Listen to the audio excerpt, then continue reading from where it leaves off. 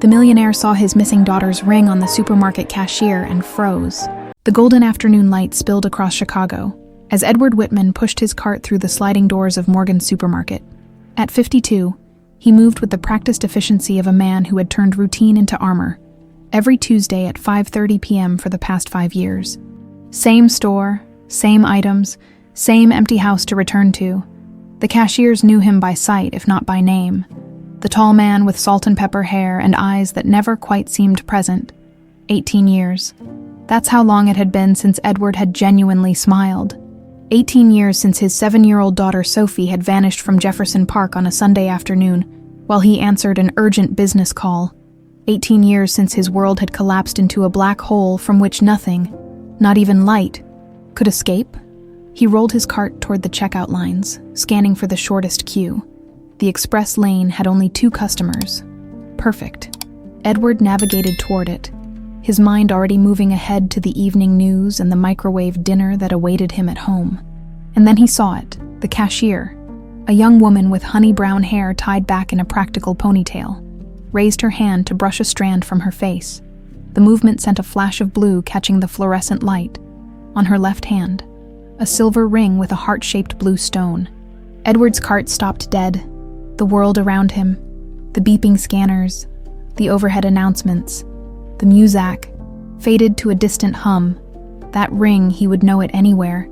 His hands trembling, Edward abandoned his cart and approached the checkout stand, eyes fixed on the young woman's hand as she made change for a customer. "Sir, are you in line?" Her voice was soft, tinged with the slight Midwestern drawl common to Chicago's working-class neighborhoods. Edward couldn't speak. He pointed to her hand, to the ring that had haunted his dreams for 18 years. "That ring, where did you get it?" His voice was barely a whisper.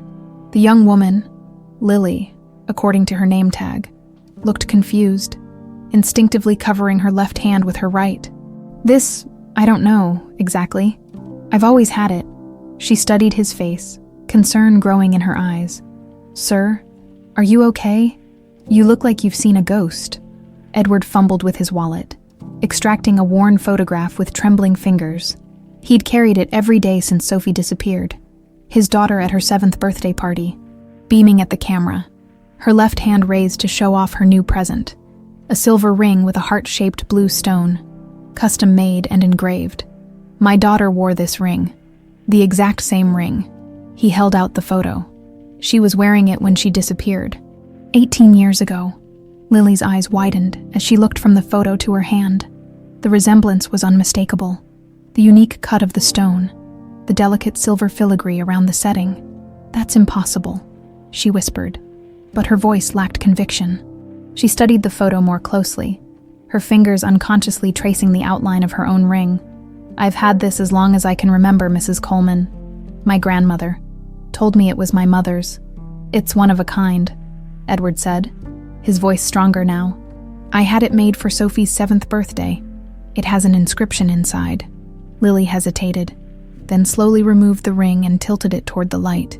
Inside the band, nearly worn away by years of wear, were the faint words, "To my eternal princess, Daddy."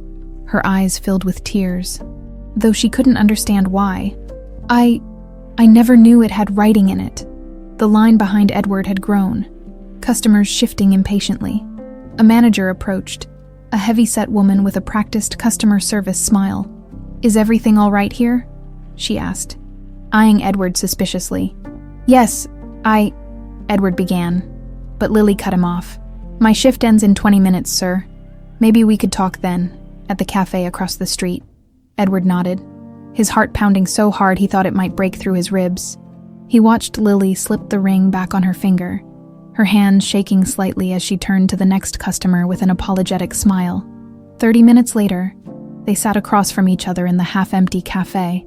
Lily had changed from her uniform into jeans and a simple blue sweater that brought out flecks of cobalt in her hazel eyes. Edward couldn't stop staring. She was 25 now, the age Sophie would be. The coincidence was too enormous to process. "I've lived with Mrs. Coleman since I was a baby," Lily explained, turning her coffee cup in slow circles. "In Cicero, she told me my mother died in childbirth, and my father couldn't cope. So he left me with her. And you never questioned this? Lily shrugged. Why would I? She's the only family I've ever known. She's sick now. Heart problems and diabetes. I work double shifts to cover her medications. Edward slid the photograph across the table again. Look at her eyes. Look at the shape of her face. Lily studied the image. The little girl in the picture had the same high cheekbones, the same slightly upturned nose. It was like looking at her own childhood photo, one she'd never had. This is crazy, she whispered. Completely crazy. I know, Edward acknowledged. But that ring, it's not just similar to Sophie's. It is Sophie's. He leaned forward. Where does Mrs. Coleman live? How did she come to have you? She worked as a housekeeper for wealthy families back then, Lily said, a defensive edge creeping into her voice. She's a good woman, Mr. Whitman. She raised me, loved me. I'm not saying she didn't, but I need to understand what happened. My daughter didn't just vanish. Someone took her. A chill ran through Lily. You think my grandmother... I don't know what to think, Edward admitted, but I intend to find out. As they parted outside the cafe, Edward handed Lily his business card.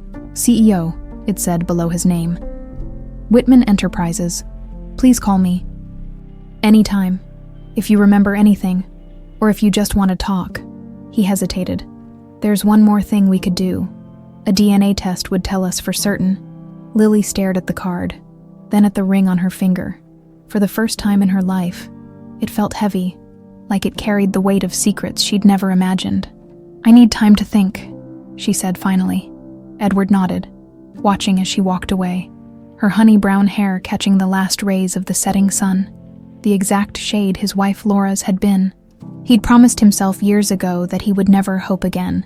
Hope was the thing that had nearly destroyed him when each lead, each possible sighting of Sophie, had led nowhere. But now, standing on the sidewalk watching Lily disappear around a corner, he felt the dangerous stirring of what he'd thought long dead. Despite everything, despite 18 years of disappointment, Edward Whitman began to hope.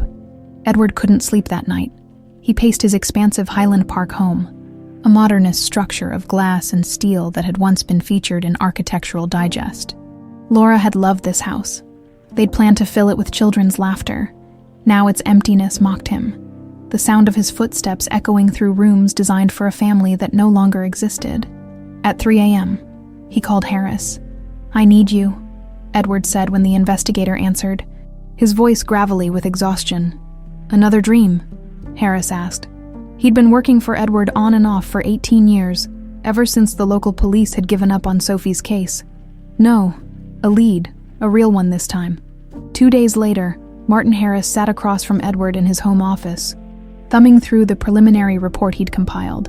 At 65, Harris was lean and weathered, with shrewd gray eyes that missed nothing, and a reputation for discretion that commanded premium rates. Lily Coleman, born Lily Ann Coleman according to county records. Though there's no birth certificate on file, Harris recited. Lives in Cicero with Margaret Coleman, 78, her purported grandmother, works at Morgan's Supermarket and Hillside Diner, no college education, though her high school records show she was in the top 10% of her class. No criminal record, pays her taxes on time. He looked up. On paper, she's unremarkable. And Margaret Coleman, former domestic worker, worked for several wealthy families in the North Shore area throughout the 90s and early 2000s. No criminal record either. But I'm still digging into her finances. Harris closed the folder. What's your plan here, Edward? Edward stood and walked to the window overlooking Lake Michigan. I don't know yet. I need more information. I need to see her again. Tread carefully, Harris warned. If this girl is who you think she is, you're about to upend her entire life. She deserves to know the truth, Edward said. We both do. For the next 2 weeks, Edward became a regular at Morgan's Supermarket. He'd time his visits to coincide with Lily's shifts, making small talk as she rang up his purchases. Sometimes he'd catch her studying him when she thought he wasn't looking, her eyes curious and wary. What struck him most was how she bit her lower lip when concentrating, exactly as Sophie had done. How she tucked her hair behind her ear with that same quick, efficient gesture. It wasn't just the physical resemblance. It was these small, unconscious mannerisms that no stranger could possibly imitate. On his fourth visit, Lily slipped a note with his receipt. Coffee again, Thursday after work. Thursday found them back at the cafe. Lily looked tired, dark circles under her eyes. I haven't been sleeping well, she admitted. I keep having these dreams. Edward leaned forward. What kind of dreams? They're not exactly new, she said, stirring her coffee absently. I've had them since I was little, but they're more vivid now, since I met you. She hesitated. I dream about a garden with a big oak tree. There's a tire swing hanging from it, and a woman singing. I can never quite make out her face, but her voice is so familiar. Edward's hands trembled slightly as he reached for his phone. He pulled up a photo and turned it toward Lily. This garden. The image showed a spacious backyard with manicured lawns and flower beds. In the center stood a massive oak tree with a black tire swing. Lily's face drained of color. How did you... It's my backyard. Sophie's playground. He swiped to another photo. Laura pushing a laughing Sophie on the swing. And this is my late wife, Laura, Sophie's mother. Lily stared at the woman in the photo. Her warm smile, her honey brown hair catching the sunlight. She used to sing, "You are my sunshine," Lily whispered, then froze, her eyes widening. How would I know that? Edward's voice caught. It was Laura's favorite. She sang it to Sophie every night before bed. They sat in stunned silence, the implications hanging heavy between them. Mrs. Coleman has been acting strange, Lily finally said. Ever since I mentioned meeting you, she gets nervous when I talk about the ring or ask about my parents. She twisted the ring around her finger. Last night, she said something odd, that some things are better left in the past, that sometimes people do wrong things for what they think are right reasons. Edward's jaw tightened. I need to meet her. No, Lily said quickly. Not yet. Her health is fragile, and she gets confused sometimes. Let me talk to her first. That night, Lily dreamed again of the garden. This time, she saw herself running toward the oak tree, her small feet pressing into the soft grass. She could hear laughter, her own childish giggle and a woman's warm chuckle behind her. Sophie, not too fast, sweetheart. She jolted awake, heart hammering. Sophie, the woman had called her Sophie. Across town, in his sterile bedroom, Edward lay awake staring at the ceiling. Harris had called with more information.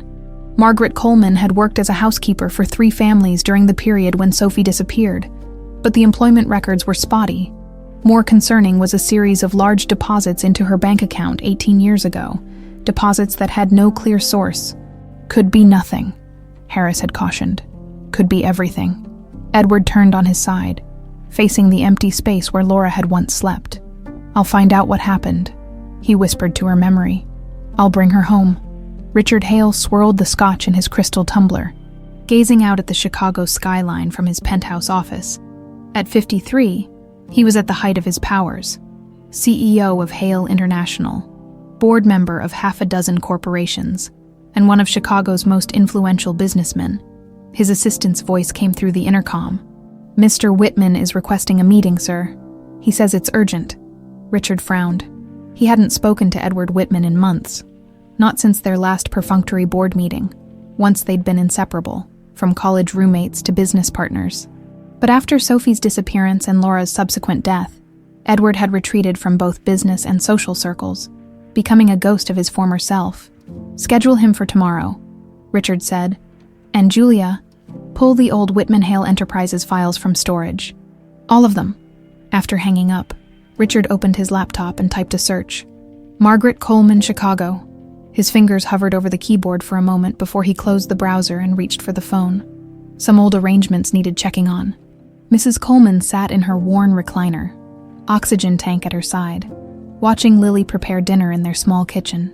The girl moved with a grace that reminded her of someone else, someone from long ago. The weight of secrets pressed down on the old woman's chest, heavier than the congestive heart failure slowly killing her. What's on your mind, Lily Flower? She asked, using the childhood nickname.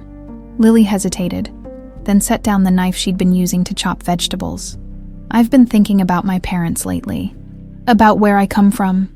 Mrs. Coleman's fingers tightened on the armrests. Why now, after all these years?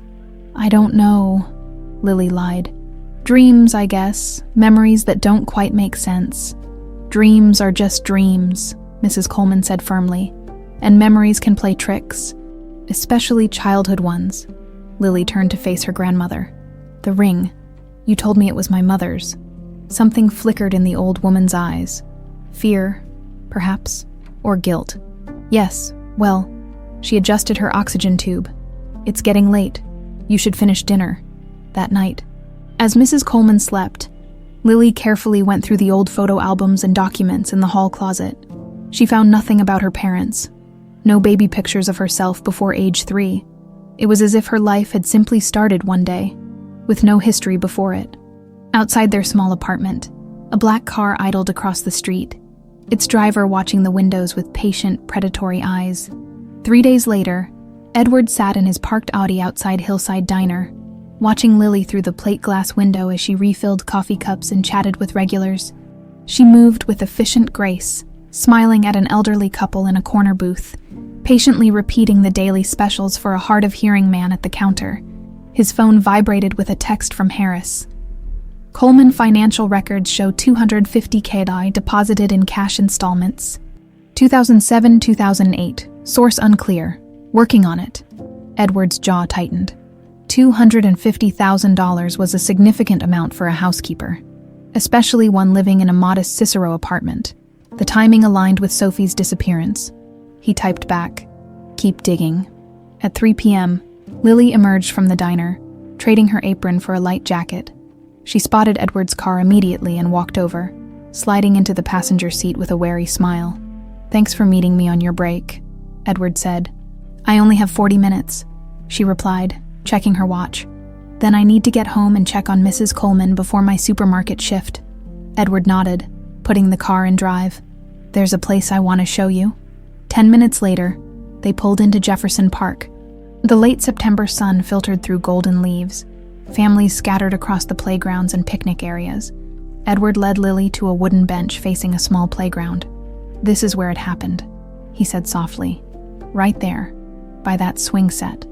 October 12, 2007, a Sunday afternoon. Lily's skin prickled with goosebumps despite the mild temperature. "Sophie was playing with some other kids," Edward continued, his eyes fixed on the playground. "I was sitting right here, watching her. Then my phone rang. Richard, my business partner, with what he called an emergency. I stepped away for maybe 2 minutes." He swallowed hard. "When I looked back, she was gone." "Just like that," Lily whispered. Edward nodded. "Just like that. 1 minute my world was intact, and the next..." He trailed off, pain etching deep lines around his eyes. "We searched everywhere. Police, private investigators, volunteers. There were no witnesses, no evidence, nothing on the park cameras. Sophie simply vanished." A child's laughter rang out from the swings, making them both flinch. "Laura, my wife, never recovered. She died 3 years later. The doctors called it heart failure, but really, she died of grief." Edward's voice cracked slightly. "I buried myself in the search, hiring investigators, following every lead. No matter how thin, for years, I thought I was keeping Sophie's memory alive, but I was just existing, not living." Lily watched a father push his daughter on a swing, the child's squeals of delight floating across the park. Her chest ached with a strange mixture of compassion and dread. "Why are you telling me all this?" Edward turned to face her, his blue eyes intense. "Because I need you to understand what's at stake, if there's even a chance that you're Sophie." "But I'm not," Lily interrupted. "I can't be. I have memories of growing up with Mrs. Coleman, school plays, birthdays, chicken soup when I had the flu." She twisted the ring on her finger. "I'm Lily Coleman." "Are you sure?" Edward asked gently. "You said yourself you have dreams about a garden you've never seen, a woman you've never met singing a song you shouldn't know." They sat in silence for a long moment, the weight of possibility pressing down on them both. "What was she like?" Lily finally asked. "Sophie." A genuine smile softened Edward's face. "Fearless, smart as a whip. She loved animals. We couldn't walk past a dog without stopping to pet it. She collected rocks, ordinary pebbles that she insisted were magical. Her laugh, he closed his eyes briefly. Her laugh could light up a room. And her mother, Laura, was an architect. Brilliant, creative. You have her smile, you know. Lily looked away, uncomfortable with the comparison. Look, Mr. Whitman. Edward, please. Edward, she amended. I understand your pain. I really do. But the chances of me being your daughter are astronomical. The ring could be a coincidence. Or maybe, she hesitated. Maybe Mrs. Coleman found it somewhere. Edward's expression hardened slightly. That ring cost $12,000. It was custom made by a jeweler who's no longer in business. The chances of a housekeeper finding it are non-existent. What are you implying? I'm not implying anything. I'm saying we need answers. Edward checked his watch. There's a cafe around the corner. Let's grab some real food before your next shift. The cafe was quiet. The lunch rush over. They sat at a corner table, Lily picking at a chicken sandwich while Edward nursed a black coffee. Tell me about yourself, Edward said. Your life with Mrs. Coleman? Lily shrugged. Not much to tell. We've always lived in the same apartment. She worked as a housekeeper until I was about 10. Then as a receptionist at a doctor's office until she got too sick. I started working after school at 16 to help with bills. She smiled slightly. I wanted to be a nurse, but college wasn't in the cards. It could be, Edward said quietly. If you wanted. Lily's smile faded. I can't leave Mrs. Coleman. She needs me. What about before? Your earliest memories. She frowned, thinking, I remember preschool Mrs. Coleman taking me to the park, but before that it's fuzzy. She paused, concentrating. Sometimes I think I remember a big house with lots of windows, but then I'm not sure if it's a real memory or something I made up. Edward pulled out his phone and showed her a photo of his Highland Park home. Like this. Lily stared at the image, a strange sensation washing over her, like déjà vu, but stronger. Maybe. Edward set his cup down carefully. Lily, I need to ask you something important. Would you consider taking a DNA test? It would tell us for certain. And if it's negative, if I'm not Sophie, then I'll know. Finally, I can stop searching. His eyes were earnest. And if it's positive, then my whole life has been a lie. Lily's voice trembled. Everything I thought I knew about myself. Gone. Edward reached across the table, not quite touching her hand. Or you'd finally know the truth about who you really are. Lily glanced at her watch and stood abruptly. I need to get back. Please, just think about it, Edward said, rising with her, outside the cafe, as Edward prepared to drive her home. Lily paused with her hand on the car door. Okay, she said finally. I'll do it. The DNA test. Relief washed over Edward's face. Thank you. I can arrange it tomorrow. Lily nodded, her expression unreadable. Not a word to Mrs. Coleman yet. Promise me. You have my word. As they drove back to Cicero, neither noticed the black sedan that pulled out 3 cars behind them, maintaining a careful distance. In her small bedroom that night, Lily took off the silver ring and examined it under her desk lamp. The inscription was faint, but unmistakable. To my eternal princess. Daddy. She tried to imagine Edward Whitman as her father, tried to feel some connection beyond the strange dreams, and the unsettling sense of recognition when she saw Laura's photos. She closed her eyes, the ring clutched in her palm, and for the first time allowed herself to wonder, who am I really? Martin Harris sat in his cluttered office in Wicker Park, surrounded by filing cabinets and outdated computer equipment. A half-eaten sandwich and cold coffee sat forgotten on his desk as he stared at his monitor, brow furrowed in concentration. Son of a bitch, he muttered, reaching for his phone. Edward answered on the first ring. Harris, what do you have? You're not going to like this, Harris replied, his gravelly voice tense. Margaret Coleman worked for 3 families between 2005 and 2008. The Morrisons in Evanston, the Patels in Wilmette, and he paused for effect. The Whitmans in Highland Park. Silence stretched across the line. Edward, you there? She worked for us. Edward's voice was barely audible. For about 18 months.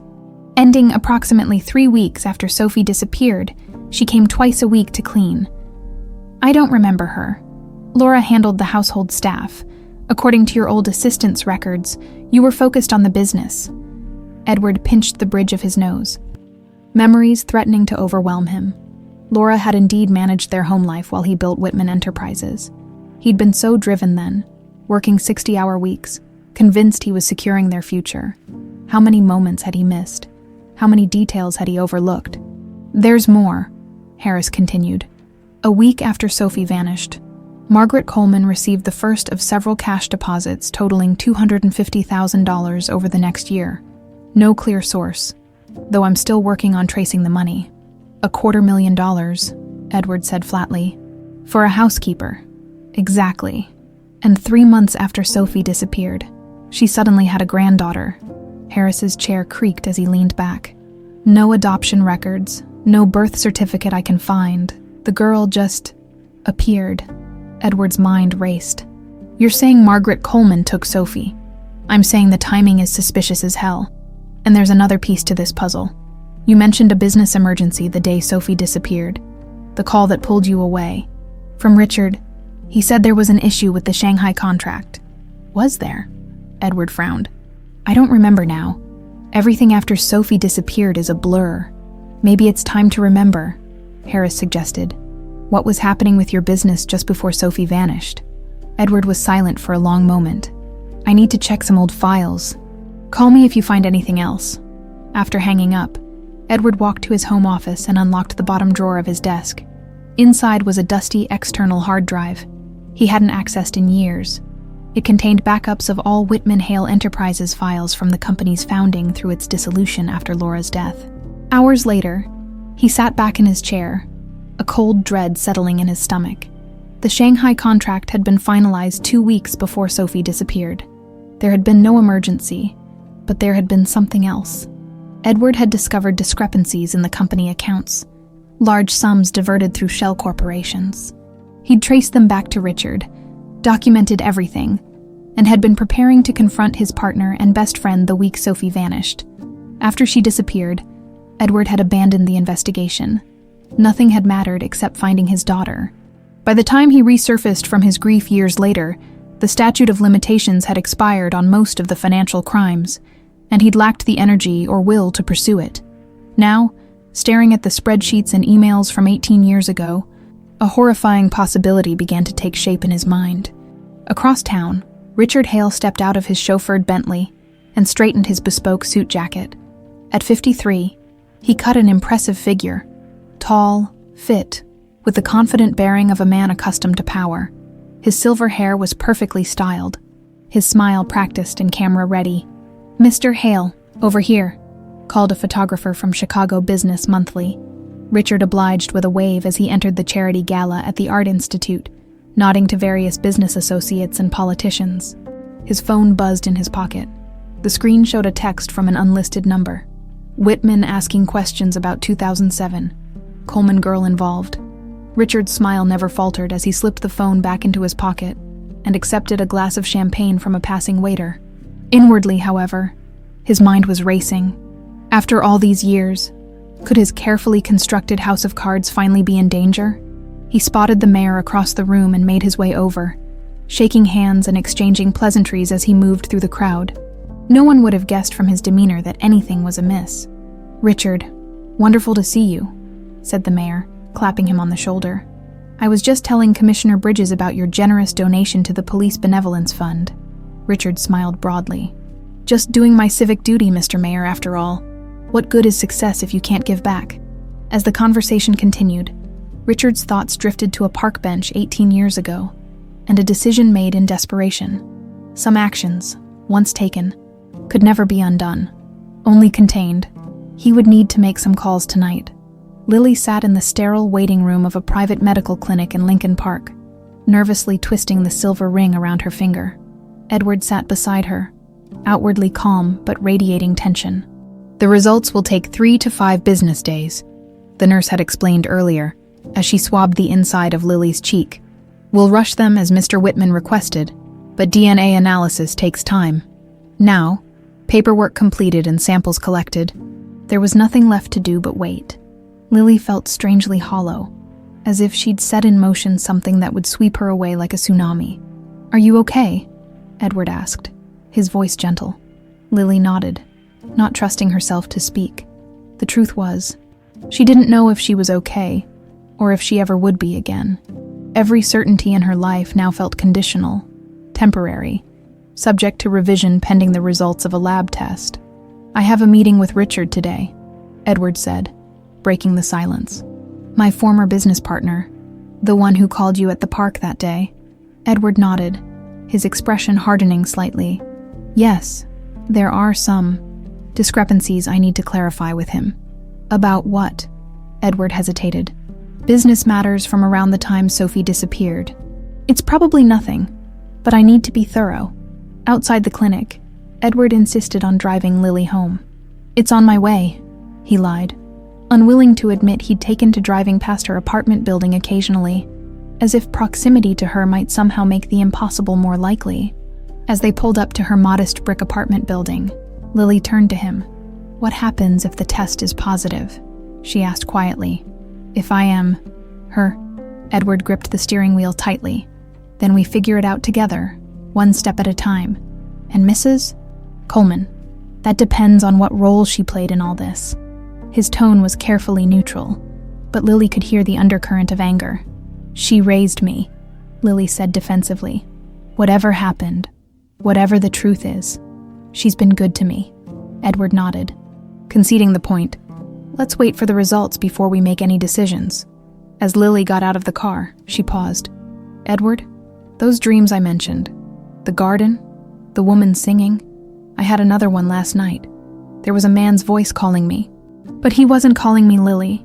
She took a deep breath. "He was calling me Sophie." Edward's expression was unreadable as he watched her walk into the building. Only when she was out of sight did he allow his composure to crack, a single tear tracking down his cheek before he roughly wiped it away. He pulled out his phone and dialed Harris. "Meet me at the office in an hour. I need everything you can find on Richard Hale's finances from 2007 to 2008, and I need you to follow the money from those cash deposits to Coleman." "What's going on?" "Edward, I think I know what happened to Sophie," Edward replied, his voice cold with fury. "And I think I know who took her." Mrs. Coleman's coughing fit woke Lily from a fitful sleep. She stumbled out of bed and hurried to her grandmother's room, where the old woman sat hunched over, her thin shoulders shaking with each ragged breath. "Easy, Grandma," Lily murmured, reaching for the oxygen tank beside the bed. She adjusted the nasal cannula and gently rubbed Mrs. Coleman's back. Deep breaths. That's it. Gradually, the coughing subsided. Mrs. Coleman leaned back against her pillows, face pale and drawn in the dim light. At 78, she seemed to shrink a little more each day, her once sturdy frame now bird-like beneath her flannel nightgown. "Bad dream," Mrs. Coleman whispered, her breathing still labored. "Bad memories."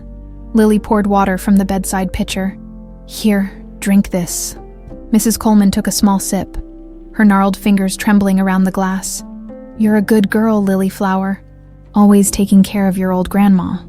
Lily smiled, though it didn't reach her eyes. The DNA test weighed on her mind, along with Edward's revelations and her increasingly vivid dreams.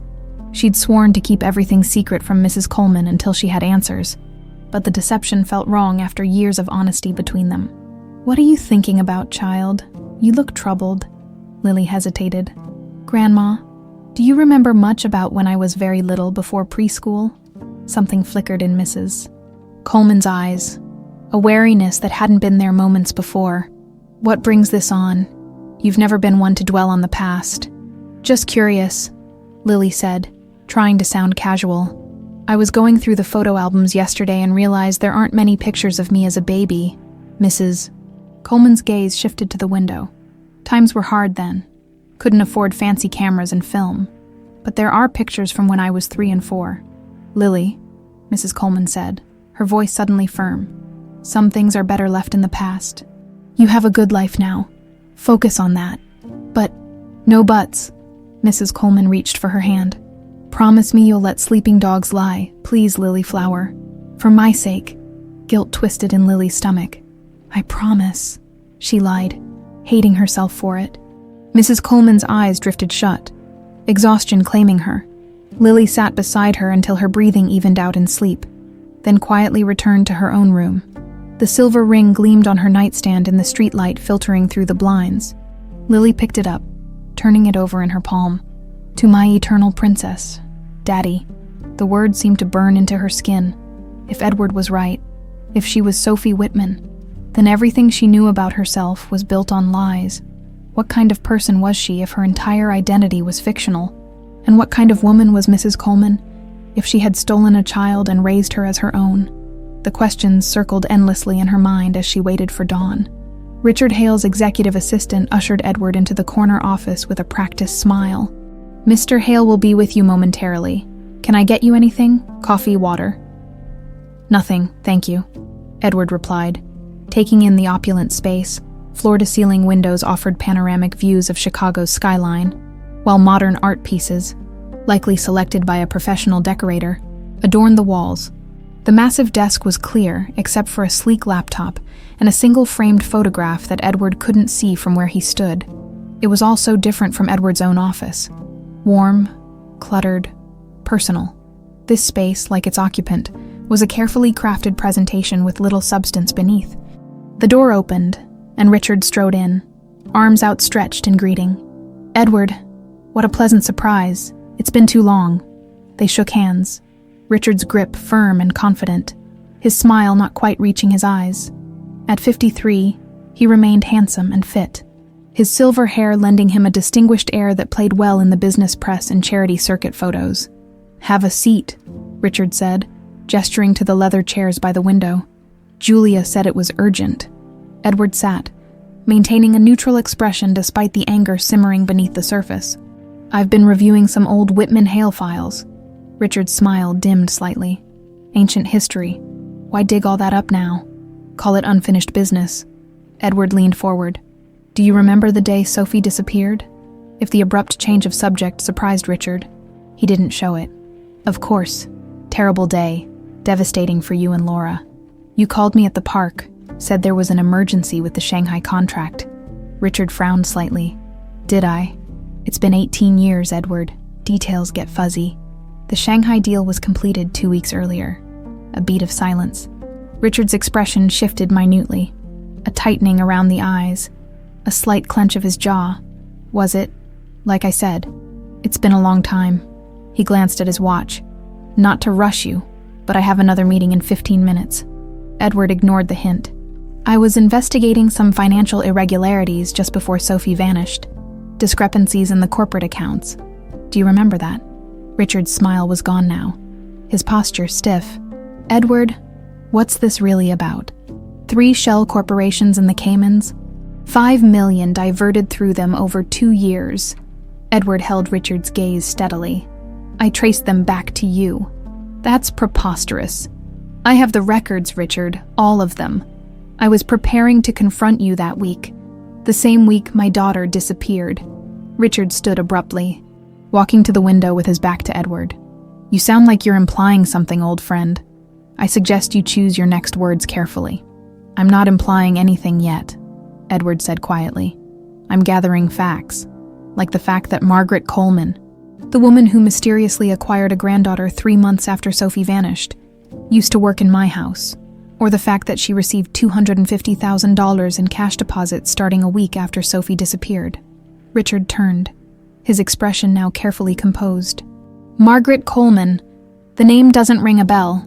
"No, that's odd, considering your private investigator has been following her and Lily for the past week." Edward stood, buttoning his suit jacket. "Your meeting's coming up, so I'll be brief. I know what you did, Richard, and I'm going to prove it." As Edward reached the door, Richard called after him, his voice eerily calm. "Edward, you've been through so much. Grief can do strange things to a person's mind, create patterns and connections that aren't there. For the sake of our old friendship, I'm willing to overlook this episode." Edward paused, hand on the doorknob. "I've already lost everything that mattered, Richard. That makes me very dangerous. Remember that?" The black sedan was parked across from Hillside Diner when Lily emerged after her shift. She noticed it immediately, the same car she'd spotted outside their apartment building twice this week, pretending not to see it. She turned and walked briskly in the opposite direction, cutting through an alley that connected to a busier street. The sedan pulled out, Following at a discreet distance, Lily ducked into a crowded coffee shop, weaving through tables to the rear exit, then doubled back to a bus stop. She boarded the first bus that arrived, watching through the window as the sedan cruised slowly past, the driver's face obscured by sunglasses. Despite the overcast day, her hands trembled as she texted Edward, "Someone's following me. Black sedan, tinted windows." His response came seconds later. "Where are you? I'll come get you." On the 49 bus, headed north, getting off at Fullerton. "Stay in public places, I'm on my way." 20 minutes later, Edward's Audi pulled up to the Starbucks where Lily waited. She slid into the passenger seat, checking over her shoulder as they pulled away. "You're sure about the car?" Edward asked, eyes flicking to the rearview mirror. Lily nodded. "Third time I've seen it this week, always at a distance, always the same driver." Edward's expression darkened. "Harris warned me this might happen. Richard knows we're digging into the past. He's having you watched. Why would he care about me?" Edward's hands tightened on the steering wheel. "Because if you're Sophie, you're living proof of what he did." Lily stared at him.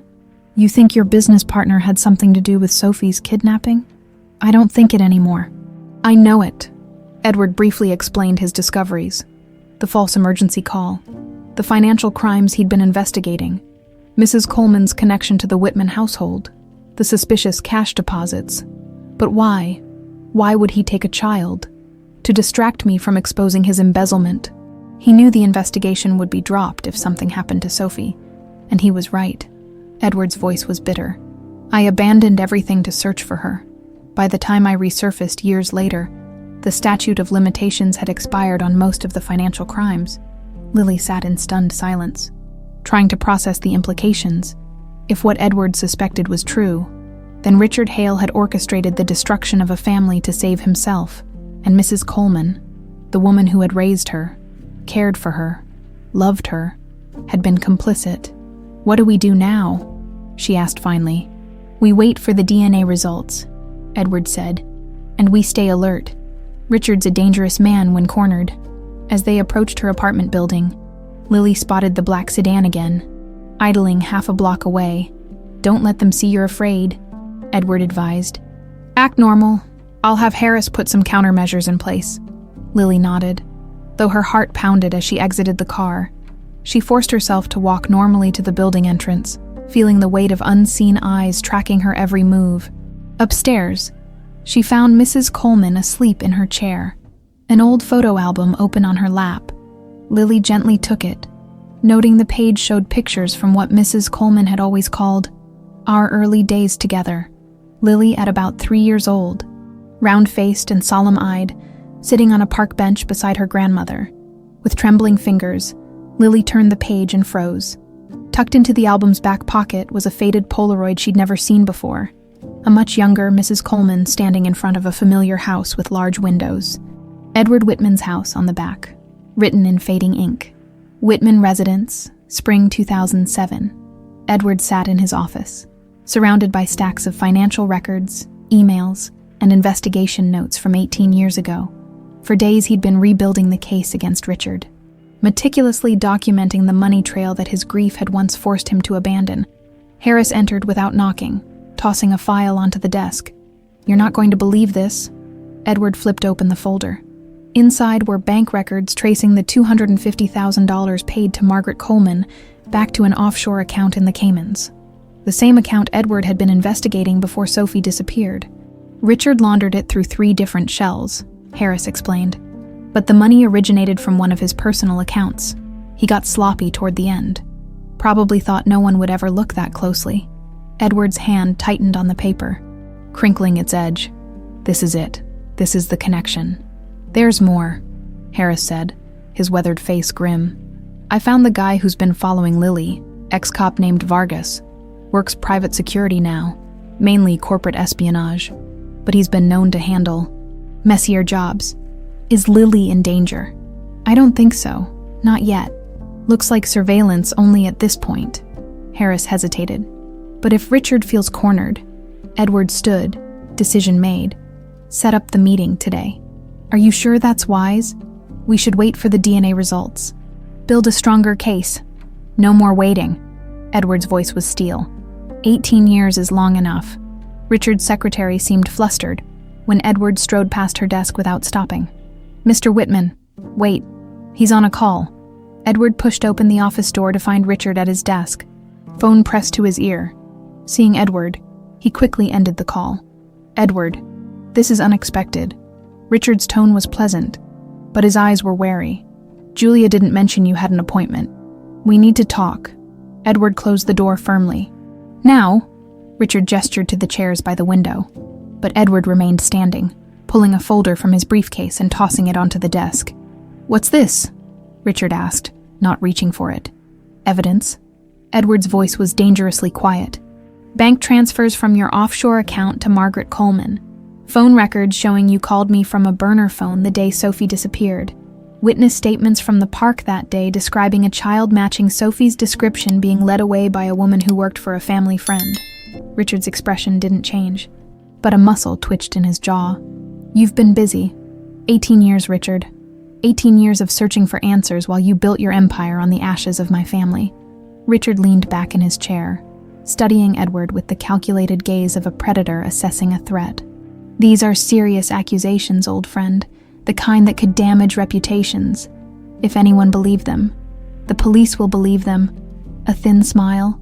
"The police closed Sophie's case years ago. No body, no crime scene, no suspects. And now, suddenly, the grieving father has a conspiracy theory involving his former business partner, based on financial records nearly 2 decades old." Richard shook his head. "They'll think you've finally cracked under the strain. Then I'll take it to the press. The board, everyone who matters in this city, and I'll sue you for defamation." Richard's voice hardened. "Think carefully, Edward. You have a comfortable life. Don't throw it away on this vendetta." Edward slammed his hands on the desk, leaning forward. "Why did you do it? We were friends, brothers." Something shifted in Richard's eyes, a flicker of the younger man he'd once been, before ambition consumed him. For a moment, it seemed he might deny everything again. Instead, he let out a bitter laugh. "You were going to destroy me," he said softly. "All those years building the company together, and you were ready to throw me to the wolves over a few financial irregularities. You stole $5 million. I borrowed it," Richard snapped. "I was going to pay it all back. The market turned against me, that's all, but you..." His face twisted with an old anger. "You and your rigid moral code. So quick to judge, to condemn. You wouldn't even consider giving me time to make it right. So you took my daughter." Edward's voice broke on the last word. Richard's expression changed, a calculating coldness replacing the momentary emotion. "I did what was necessary to protect myself." The admission, so casually delivered, struck Edward like a physical blow. He'd known in his heart, but hearing it confirmed made his knees weak. He sank into the chair across from Richard. "She was 7 years old. It wasn't personal. Not personal." Edward's incredulous whisper filled the silent office. "You destroyed my family, Richard. Laura died because of what you did." Richard at least had the decency to look uncomfortable at that. "Laura's death wasn't part of the plan, that was unfortunate." "Unfortunate." Edward's laugh held no humor. "You know what's unfortunate, Richard? That I trusted you, that I thought of you as a brother, while you were plotting to tear my life apart. I didn't want to hurt anyone," Richard insisted, a defensive note entering his voice. "I just needed you distracted long enough to cover my tracks. Coleman was supposed to take her far away. Another state, another identity. The girl lived, Edward. She was cared for. I'm not a monster." Edward stared at him, seeing for the first time the void where Richard's soul should be, the emptiness that allowed him to justify any action, no matter how heinous, if it served his purposes. "What happened to your moral compass, Richard? When did money become worth more than human life?" Richard's expression hardened. "Don't lecture me about morality. You had everything handed to you. Family money, connections, the perfect wife. I came from nothing. Everything I built, I fought for. We built it together," Edward corrected quietly. "And you were ready to take it all away." Richard's eyes flashed. "What would you have done in my position?" "Not kidnap a child," Edward said flatly. Richard shrugged, composure fully restored. "Well, it's all ancient history now, isn't it? The statute of limitations on the financial matters expired years ago. And as for the other matter, he smiled thinly, it would be your word against mine. No court would convict on 18-year-old circumstantial evidence.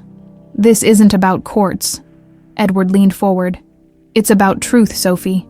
Is gone, Richard interrupted sharply. Let her stay that way. For everyone's sake. A chill ran down Edward's spine. What does that mean? Richard's expression was unreadable. It means that digging up the past rarely brings the closure people hope for. Are you threatening her, Lily? I'm advising an old friend to let sleeping dogs lie. Richard glanced at his watch. Now, I have another appointment. I think we're finished here. Edward stood, gathering his documents with steady hands that belied the storm inside him. We're just getting started, Richard. He moved to the door, then paused. One more thing. Did you ever feel remorse? Even once in 18 years? Richard considered the question, then answered with devastating honesty. I regret that it became necessary, but necessary things rarely leave room for remorse. Edward nodded slowly. That's all I needed to know. Outside, the October sun cast long shadows across the city. Edward stood on a sidewalk, phone in hand, mentally replaying the conversation. Then he pressed call. Harris, it's me, he confessed. I need you to send a recording to my lawyer immediately. In his jacket pocket. The small recording device had captured every damning word. Lily paced her small bedroom, phone clutched in her hand. Edward had texted hours ago. Meeting with Richard. We'll call after. But she'd heard nothing since. Mrs. Coleman had been restless all day. Her breathing labored despite the oxygen. She'd refused lunch, picking listlessly at the soup Lily had prepared. Several times she'd started to speak, only to shake her head and lapse back into troubled silence. The photo from the Whitman house burned in Lily's mind. She'd taken it from the album, tucking it into her wallet, unable to confront Mrs. Coleman about it yet. What explanation could there possibly be that wouldn't confirm Edward's worst suspicions? Her phone finally rang, Edward's name lighting up the screen. What happened? She asked without preamble. He admitted everything, Edward said, his voice rough with emotion. Richard arranged Sophie's kidnapping to prevent me from exposing his embezzlement. He paid Mrs. Coleman to take her. Lily sat heavily on her bed, the room spinning around her. He just confessed. He didn't think I was recording him. His arrogance has always been his blind spot. A pause. Lily, the DNA results should be back tomorrow. Whatever they show, I want you to know that bringing Richard to justice matters to me. Regardless, Lily closed her eyes, her world tilting on its axis. And if I am Sophie, what then? Then we figure it out, together, one day at a time. Edward's voice softened. But first, we need the truth. All of it. After they hung up, Lily sat motionless, staring at her reflection in the small mirror above her dresser. The face looking back was one she'd known all her life, and yet suddenly it seemed to belong to a stranger. Tomorrow, she would learn whether she was Lily Coleman or Sophie Whitman. Either way, nothing would ever be the same. In the living room, she heard Mrs. Coleman coughing again, the sound weaker than before. Whatever came next, Lily knew one thing for certain. She needed to hear her grandmother's side of the story before it was too late. The clinic's waiting room was silent except for the rhythmic ticking of a wall clock and the occasional rustle as Edward shifted in his uncomfortable plastic chair. Across from him, Lily sat perfectly still, her face pale, hands clasped so tightly in her lap that her knuckles had turned white. They'd been waiting for 45 minutes, though it felt like days. The receptionist had informed them that Dr. Patel was personally reviewing the results before their consultation. Standard procedure for sensitive cases. You okay? Edward asked softly. Lily's attempted smile didn't reach her eyes. Just ready for this to be over, one way or another. Last night had been the worst yet for Mrs. Coleman. Her breathing had grown so labored that Lily had seriously considered calling an ambulance. Only Mrs. Coleman's vehement refusal had stopped her. No hospitals, she'd wheezed. Not until I tell you everything. But exhaustion had overtaken the old woman before any confessions could be made, and she'd fallen into a fitful sleep, still clutching Lily's hand. This morning, she'd seemed slightly better, enough that Lily felt she could leave her alone for a few hours. Lily Coleman, Edward Whitman. A nurse appeared in the doorway. Dr. Patel will see you now. They followed her down a corridor to a small consultation room where a middle-aged woman with kind eyes and a serious expression waited behind a desk. Dr. Patel gestured for them to sit. "Thank you for your patience," she said, opening a folder in front of her. "I wanted to verify the results myself, given the unusual circumstances." Edward leaned forward slightly. "And," Dr. Patel looked between them, her expression carefully neutral. "The DNA comparison shows a 99.97% match consistent with a parent-child relationship." The words hung in the air, simple yet world-shattering. "There's no doubt." Edward's voice was barely audible. "None whatsoever."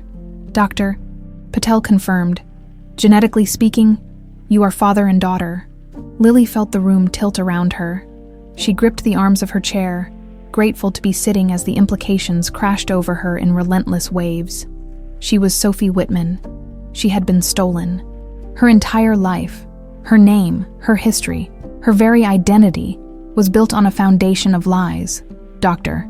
Patel was still speaking, something about genetic markers and probability factors, but Lily couldn't focus on the words. She glanced at Edward and saw that he had covered his face with his hands, his shoulders shaking silently. "I'll give you two a moment," Dr. Patel said gently, standing to leave the room. When they were alone, Edward lowered his hands, revealing eyes bright with tears. "Sophie," he whispered, the name a prayer on his lips. Lily, Sophie, felt her own tears spill over. "I don't know who I am anymore," she confessed, the words catching in her throat. Edward reached across the small space between them, offering his hand. After a moment's hesitation, she took it. "You're you," he said simply. "Whatever name you choose, whatever pieces of your past you want to keep or discard, that's your decision. But you're not alone anymore. If you'll let me, I'd like to help you figure it out."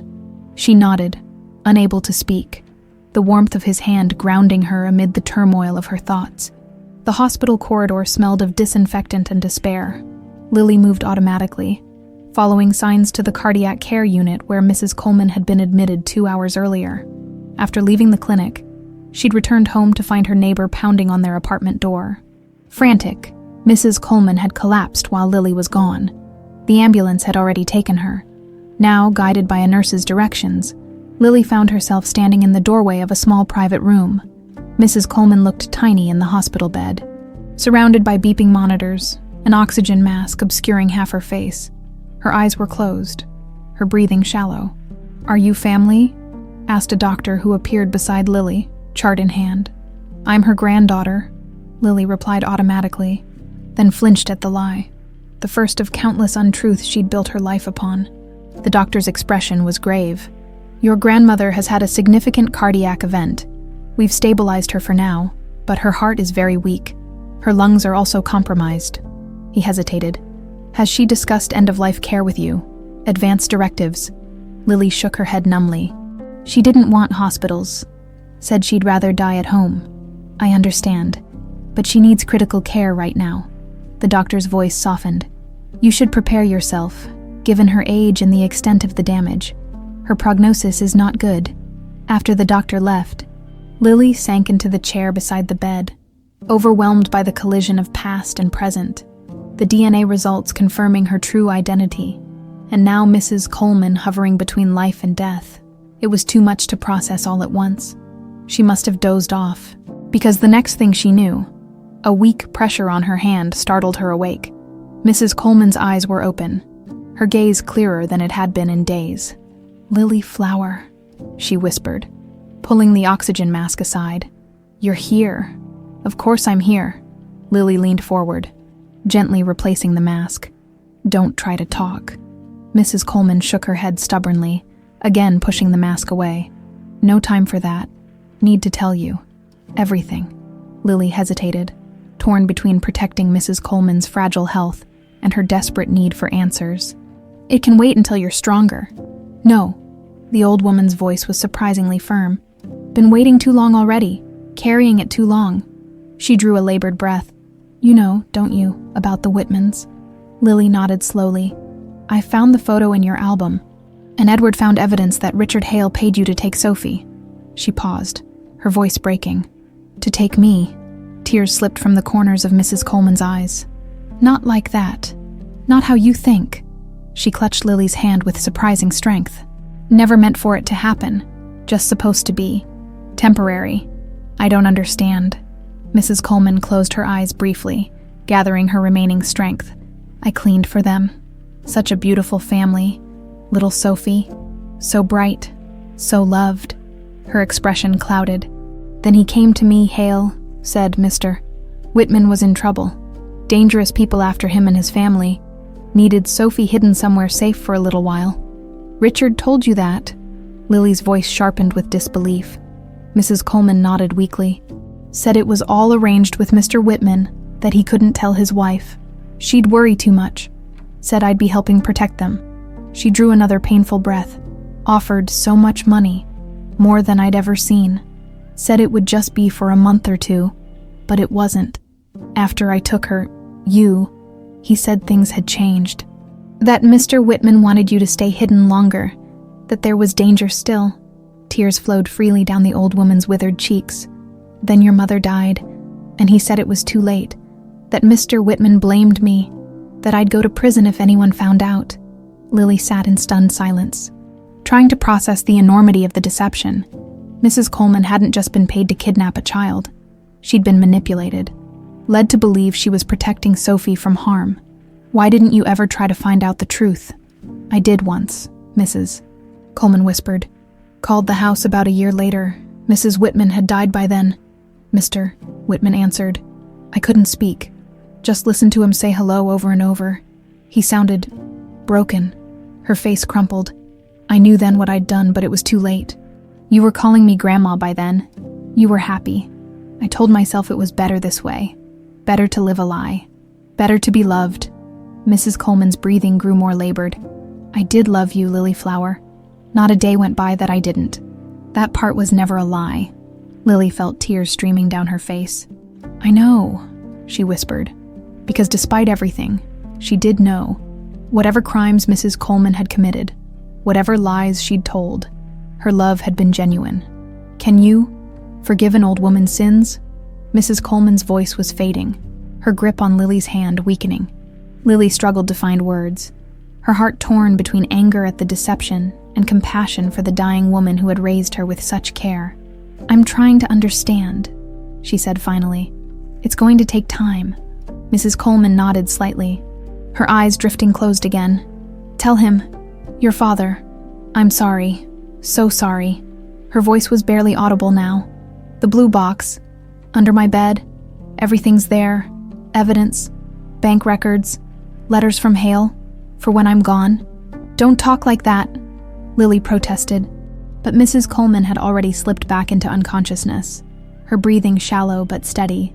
Lily sat beside her for a long time, holding her hand, trying to reconcile the woman she'd known all her life with the person who had participated, however unwittingly, in destroying the Whitman family. The anger was there, churning beneath the surface, but so was 18 years of love and care. The woman had raised her, sacrificed for her, given her a childhood filled with as much warmth and security as her limited means allowed. Finally, Lily reached for her phone and called Edward. "The DNA test was right," she said when he answered. "I am Sophie, Mrs. Coleman just confirmed it. She's in the hospital. Her heart, it's bad." She took a deep breath. "And there's more. You need to hear this." Edward's footsteps echoed through the hospital corridor as he hurried toward the cardiac care unit. His mind raced with Lily's. No, Sophie's. Words over the phone. Mrs. Coleman had confirmed it all, but with a twist he hadn't anticipated. Richard's deception ran even deeper than he'd imagined. He paused outside room 412, taking a moment to compose himself.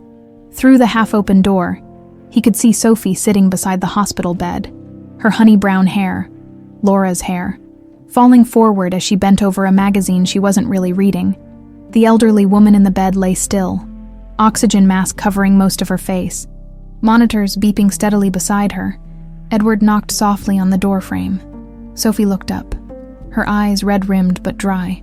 "Hey," she said quietly. "Hey." Edward entered hesitantly. "How is she?" "Stable for now. They're not very optimistic, though." Sophie glanced at Mrs. Coleman's sleeping form.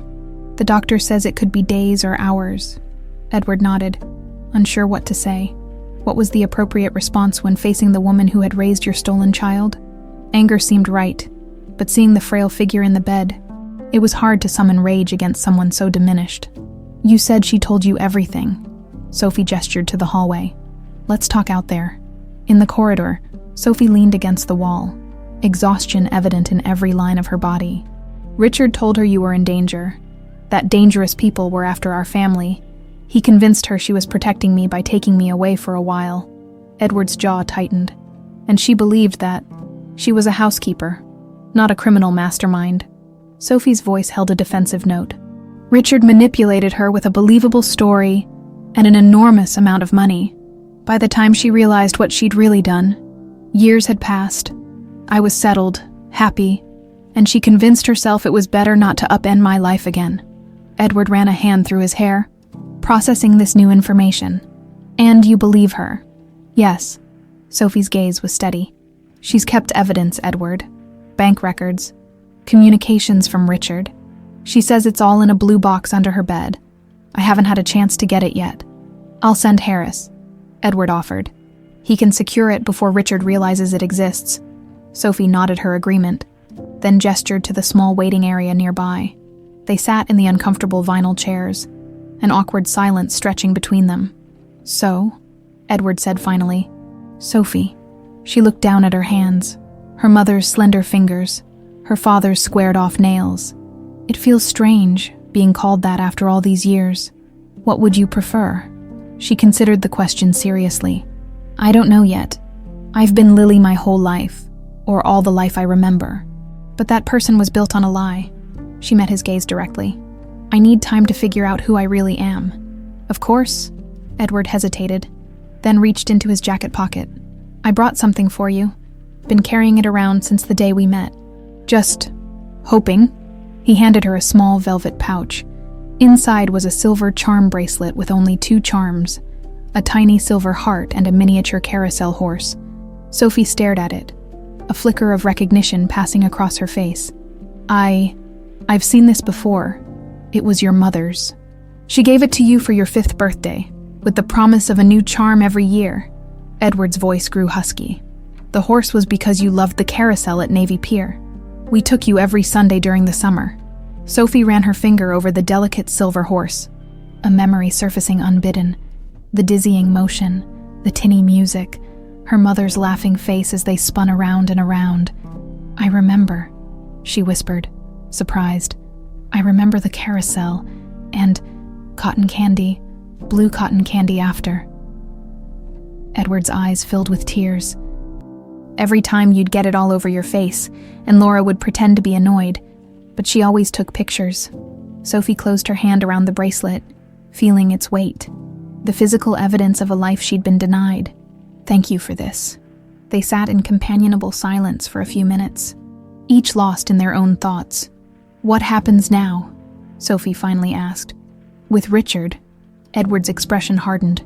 My lawyer has the recording. We're meeting with the district attorney tomorrow. The statute of limitations has expired on the financial crimes, but not on kidnapping. With Mrs. Coleman's evidence and testimony, we have a solid case. She's in no condition to testify. A deposition can be taken here, if she's willing. If not, the physical evidence may be enough, especially with the recording. Sophie nodded, mind racing with the implications. Her life had already been upended once by Richard Hale's actions. Now it was happening again, but this time with the restoration of truth, not its concealment. I want to be there, she said firmly. When you meet with the die, this is my life he stole too. Edward looked at her with a mixture of pride and concern. Are you sure? It won't be easy. Nothing about this is easy. Sophie's jaw set in a stubborn line that was purely Edward. But I need to look him in the eye. I need him to see what he did, who he did it to. Edward nodded, recognizing the determination that had always been part of his daughter's character, even as a child. Okay, I'll arrange it. 2 days later, Edward's Highland Park mansion hummed with tension and anticipation. In the formal dining room, now converted to a makeshift conference room, Chicago's Assistant District Attorney Matthew Chen Reviewed documents with Harris and Edward's lawyer, Rebecca Steinman. The recording alone is compelling, Chen observed. But without Mrs. Coleman's testimony, it might not be enough for a kidnapping conviction. Hale's lawyers will argue it's been taken out of context. We have the financial trail, Rebecca countered, and Mrs. Coleman's written records from the blue box. There's a clear pattern of payments coinciding exactly with Sophie's disappearance, which proves he paid her. But not necessarily what for. We need more. Chen looked up as Sophie entered the room. Miss Whitman, thank you for coming. The name still felt foreign, but Sophie nodded in acknowledgement. Has there been any update from the hospital? Edward shook his head.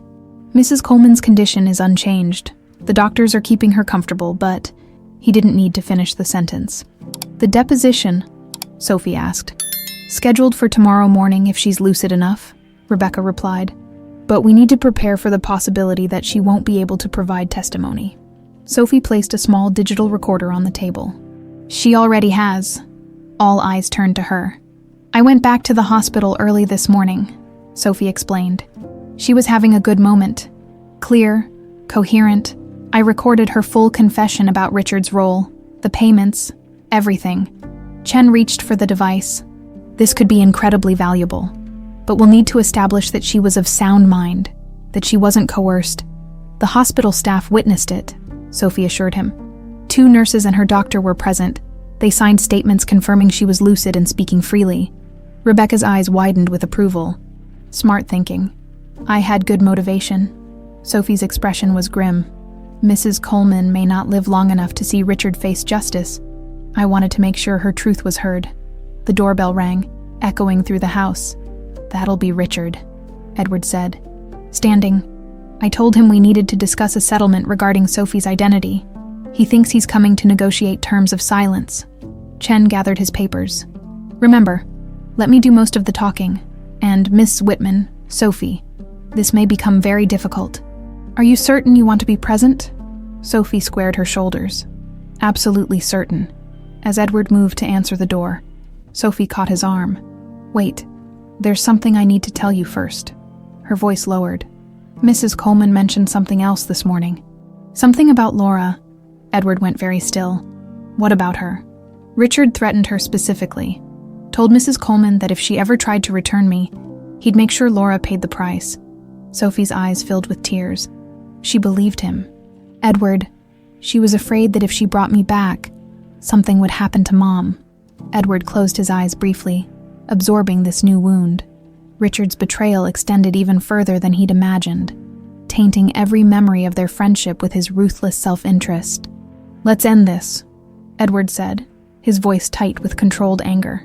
Today, he opened the front door to find Richard standing on the porch, immaculately dressed in a charcoal suit, an artificial smile fixed on his face. Behind him, 2 men in dark suits, bodyguards or lawyers, possibly both. Edward? Richard greeted him smoothly. I was surprised by your call. I thought we'd agreed to let sleeping dogs lie. Oh, I think it's time for the dogs to wake up, Edward replied, stepping back to allow Richard entry. We have quite a lot to discuss. Richard's smile faltered slightly as he stepped into the foyer and saw Sophie standing at the entrance to the dining room, her resemblance to Laura unmistakable in the light. My God, he whispered, his composure cracking for the first time. It really is her. Yes, Edward said coldly. It really is. And she remembers everything, Richard. Every last detail. It was a lie. But Richard didn't know that. The color drained from his face as Sophie stepped forward, the silver ring with its heart-shaped blue stone gleaming on her finger, damning evidence of a past he'd tried to erase. Hello, Uncle Richard, she said softly. It's been a long time. This is absurd, Richard declared, glancing around the dining room table at the assembled faces. A character assassination based on circumstantial evidence and the ramblings of a dying old woman. Assistant District Attorney Chen tapped the digital recorder. Mrs. Coleman's testimony is quite detailed, Mr. Hale, and it aligns perfectly with Mr. Whitman's recording of your conversation. Richard's eyes darted to his lawyers, who sat stone-faced beside him. The meeting had deteriorated rapidly from Richard's initial confidence to growing alarm as the evidence mounted. Bank records tracing payments to Mrs. Coleman, Sophie's DNA results, Edward's recording, And now Mrs. Coleman's deathbed confession. "I've known Edward for 30 years, Richard said, shifting strategies. He's never fully recovered from his daughter's disappearance. It's affected his mind, this fantasy he's constructed." "Stop." Sophie's voice cut through the room like a blade. She'd been silent for most of the meeting, watching Richard with an unsettling intensity. Now she leaned forward, her hands flat on the table. "You don't get to rewrite history anymore.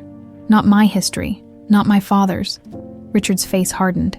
"You're Lily Coleman, a cashier from Cicero with an overactive imagination and a convenient resemblance to the Whitmans. DNA doesn't lie, mister." "Hale?" Chen interjected. "The match is conclusive. DNA can be manipulated, evidence fabricated." Richard turned to Edward, a hint of his old charm surfacing. "Edward, be reasonable. What do you hope to gain from this, even if, and it's a massive if, your theories were correct? Any case would be nearly impossible to prove after 18 years. Edward remained impassive. "Justice isn't about what I gain, Richard. It's about what you took," one of Richard's lawyers whispered urgently in his ear. Richard's jaw tightened, but he nodded slightly. "I think we're done here," the lawyer announced, gathering his papers. "My client has no further comment. Any additional communication should come through our office." "Actually," Chen said mildly, "your client isn't going anywhere." He nodded to the 2 police officers who had been waiting quietly in the hall. "Richard Hale, you're under arrest for the kidnapping of Sophie Whitman and conspiracy to commit child abduction." Richard's face contorted with disbelief as the officer stepped forward. "This is outrageous. I'm one of the most respected businessmen in Chicago." "You're also a criminal," Edward said quietly. "And now everyone will know it." As the officers read Richard his rights and placed him in handcuffs, Sophie watched with a complex mixture of emotions. This man had stolen her life, separated her from her true family, and caused immeasurable pain. Yet seeing him reduced to this, ashen-faced and stammering as his carefully constructed world collapsed, brought her no joy, only a hollow sense of closure. "It may not stick," Chen cautioned after Richard had been escorted out. "His legal team will fight every step of the way. But with Mrs. Coleman's testimony and the financial records, we have a solid case." Edward nodded, the tension of the confrontation still evident in his rigid posture. "Thank you, Matthew, for everything." After the lawyers departed, silence fell over the house. Sophie wandered into the living room, taking in the space that should have been familiar. The high ceilings, the wall of windows overlooking Lake Michigan, the elegant but comfortable furnishings. This was the home where she was meant to grow up, where birthdays and Christmases should have been celebrated, where family photos should have captured her transition from child to teenager to adult. "It's a lot to take in," Edward said, joining her. "Everything's a lot to take in right now." Sophie offered a weak smile. "This house, Richard's arrest, Mrs. Coleman's condition, my entire identity." Edward hesitated. "Would you like to see your room?" Sophie's heart skipped a beat. "My room. I never changed it," Edward admitted, looking slightly embarrassed. "Laura used to say it wasn't healthy, keeping it exactly the same all these years. She was probably right, but I couldn't let go of the hope that someday—" He trailed off, but Sophie understood. "I'd like to see it." They climbed the curved staircase to the 2nd floor, at the end of a hallway. Edward paused before a door painted soft yellow with a wooden plaque reading, "Sophie's Kingdom," in purple letters. "You picked the colors," Edward said softly. "Yellow for the sun, purple for royalty. You said you wanted your room to be sunny and royal." Sophie smiled at the childish logic as Edward opened the door. Inside was a time capsule from 2007, a twin bed with a lavender canopy, shelves filled with children's books and stuffed animals, a small desk where crayons and markers still waited in a ceramic cup. The walls were decorated with framed children's artwork, Sophie's own creations. Preserved like precious masterpieces, she moved through the room slowly, touching objects that stirred faint memories. A worn teddy bear named Mr. Grumbles, a dollhouse modeled after their own home, a collection of polished rocks in a glass jar. "I remember this," she whispered. Picking up a small music box from the nightstand, she opened it, and a tinkling version of "You Are My Sunshine" filled the room. "Mom gave it to me for my birthday." Edward nodded, his eyes bright with unshed tears. Your sixth. She had it custom made. Sophie set the music box down and crossed to a framed photo on the wall. The three of them at the beach. Sophie between her parents, all squinting in the sunshine, sand in their hair, laughter on their faces. I have dreams about her, Sophie said quietly. Not memories exactly, but feelings. The sound of her laugh, the smell of her perfume. Chanel, no. 5, Edward confirmed. She wore it every day. Sophie turned to him. Tell me about her, please. They sat on the edge of the small bed, and Edward spoke of Laura. Her brilliant mind, her love of architecture, her habit of singing off-key while cooking, her unfailing ability to find beauty in ordinary things.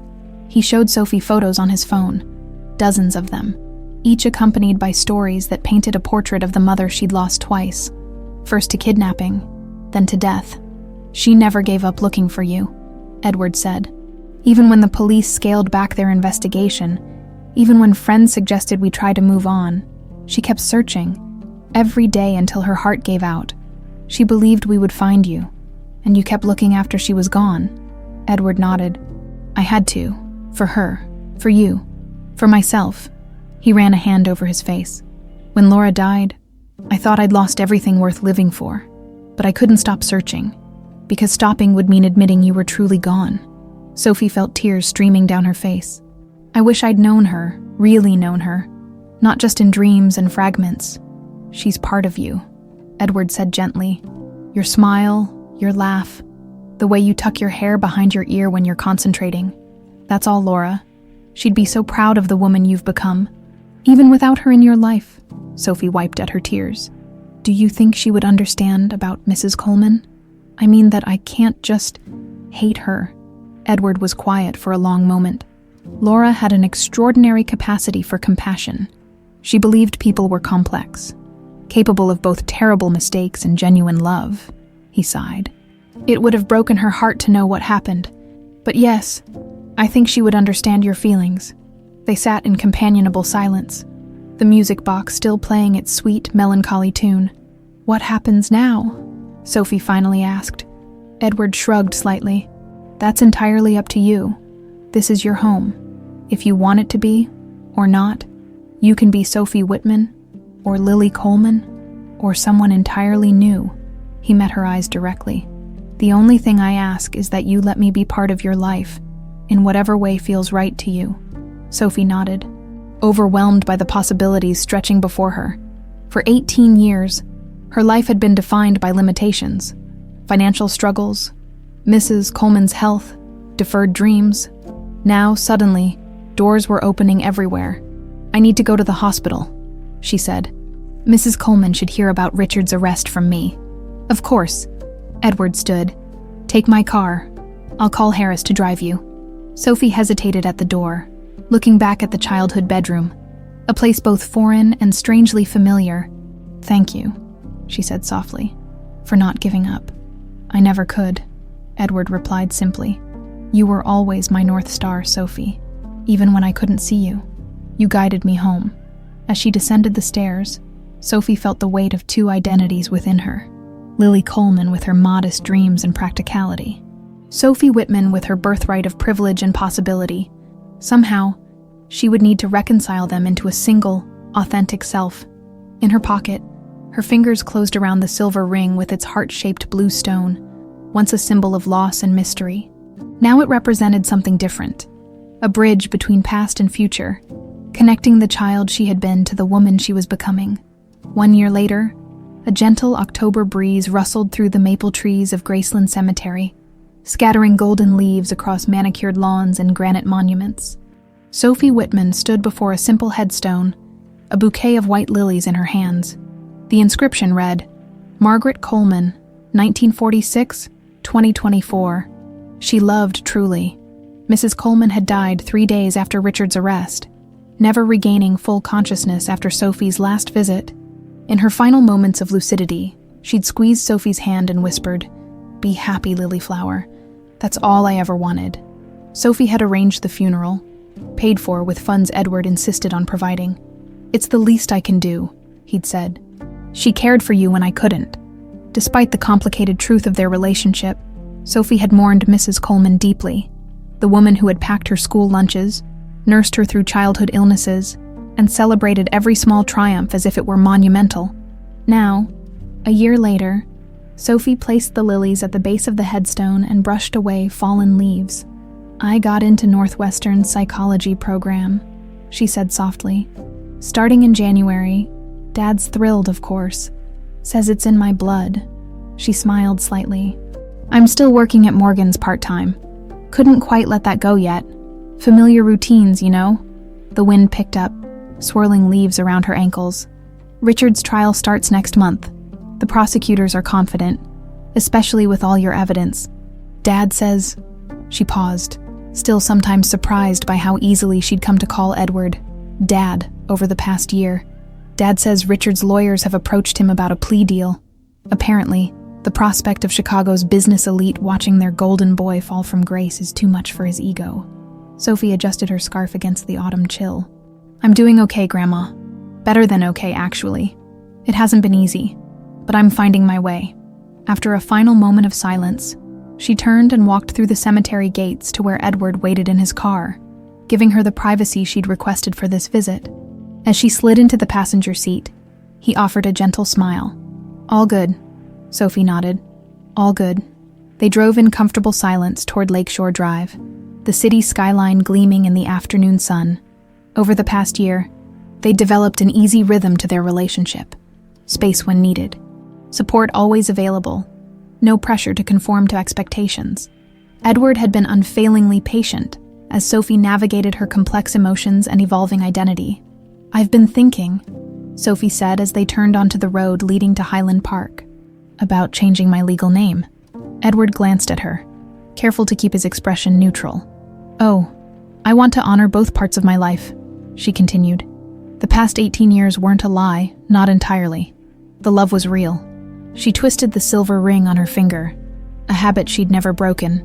"I'm thinking of Sophie Lily Whitman, keeping Lily as my middle name." Edward's smile was warm. "I think that sounds perfect, and your mother would have loved it." Really, Laura always believed names should tell a story. Sophie Lily Whitman tells yours. All of it." As they pulled into the driveway of what was now their shared home, Sophie noticed an extra car parked out front, Harris's ancient Buick. "Is Harris joining us for dinner?" she asked. Edward nodded, a slight smile playing at the corners of his mouth. He has some news about Richard he wanted to deliver in person. Inside, they found Harris in the kitchen, helping himself to coffee. At 66, he'd finally begun talking about retirement, though Edward insisted he'd believe it when he saw it. "There she is," Harris said gruffly, his weathered face creasing in what passed for a smile. "The future psychologist," Sophie grinned. "Not for another 2 years of study, at least. Worth the wait." Harris raised his coffee mug in salute, especially considering the alternative career paths. They settled in the living room, where Edward poured scotch for himself and Harris. Sparkling water for Sophie. "So," Edward said, "what couldn't wait for a phone call?" Harris set down his mug, his expression turning serious. "Richard took the deal." Sophie's breath caught. "What terms?" 10 years for kidnapping, with the possibility of parole after 7. Full restitution to both of you, plus a significant donation to the National Center for Missing and Exploited Children. Harris shook his head slightly. His lawyers earned their fee. Without the deal, he was looking at 25 minimum. "Is it enough?" Sophie asked quietly. Edward considered the question. "For what he did to our family, no sentence could ever be enough," he sighed. "But it spares you a trial, public scrutiny, having to testify about the most painful parts of your life. There's value in that." Sophie nodded slowly. "And it's over. Finally over." "There's more," Harris added. "The plea includes a full confession. No evasions, no minimizing. He has to publicly admit exactly what he did and why." The old investigator's eyes gleamed with satisfaction. His reputation is finished. The great Richard Hale, revealed as a man who would steal a child to cover up his financial crimes. They sat in silence for a moment, absorbing the news. Sophie felt a complex swirl of emotions. Relief that she wouldn't have to endure a trial. Disappointment that Richard wouldn't serve a longer sentence. and a surprising sense of emptiness. She'd expected to feel triumphant when Richard finally faced justice. Instead, she felt free, as if a weight she'd carried unknowingly her entire life had suddenly lifted. "I think this calls for a celebration," Edward said, rising. "I made reservations at Gibson's for 7, but we have time for a toast first." As Edward poured champagne, Sophie's gaze drifted to the mantelpiece, where family photos now spanned generations. Her grandparents on both sides, Edward and Laura on their wedding day, Sophie as a child, and newer additions, Sophie at her high school graduation. Edward had insisted on obtaining a copy from her school. Sophie and Edward at Christmas. Sophie laughing with friends at a barbecue last summer. Harris raised his glass. To justice, long delayed, but finally served. To family, Edward added, lost and found. Sophie smiled, raising her own glass. To new beginnings. The following weekend, Sophie stood beside Edward in the garden behind their home. The massive oak tree still dominated the space, though the tire swing had long since been removed. In Sophie's hands was a small silver urn containing some of Laura's ashes, which Edward had kept in a vault all these years. "Are you sure about this?" Edward asked gently. Sophie nodded. "Mom should be here, in her garden, and I think she'd like knowing we're together now. The three of us." They moved to a spot beside Laura's favorite rose bushes, where Edward had dug a small hole that morning. Together they knelt on the grass, and Sophie carefully poured the ashes into the earth. "I wish I remembered you better," she whispered, "but I feel you sometimes in dreams and memories that aren't quite complete. Dad's helped fill in the gaps." Edward placed his hand over hers as they covered the ashes with soil. "She knew you'd come home someday," he said, his voice thick with emotion. "She made me promise never to stop looking." "Thank you for keeping that promise," Sophie said softly. They planted a white rose bush over the spot, Laura's favorite, as they worked side by side. Sophie felt a sense of rightness, of completion. The journey to this moment had been long and painful, filled with loss and deception, but also with unexpected grace and second chances. Later, as dusk fell, they sat on the patio overlooking the garden. The first stars appeared in the darkening sky, and lights from neighboring homes winked on one by one. "What are you thinking?" Edward asked, noticing Sophie's contemplative expression. She turned the silver ring with its blue stone, catching the last of the evening light. "That some circles are finally complete. Mom's home, Richard's facing consequences. I know who I am, where I come from and where I'm going." Edward smiled, a full, genuine smile that reached his eyes, something that had once been rare but had become increasingly common over the past year. "Laura used to say that life moves in spirals, not circles. We come back to similar places, but never exactly the same ones. We're always moving forward, even when it feels like we're returning." "I like that," Sophie said. "A spiral feels right. We can't go back. But we can heal. We can build something new from what remains." The autumn breeze carried the scent of Laura's roses to them as night settled fully over Chicago. In the garden, the white flowers glowed like stars in the gathering darkness, marking the spot where past and present, loss and recovery, pain and healing all converged. The silver ring gleamed on Sophie's finger, no longer a mystery or a painful reminder, but a bridge connecting all the parts of her life into a single continuous story. Her story, still unfolding, still moving forward in its perfect spiral.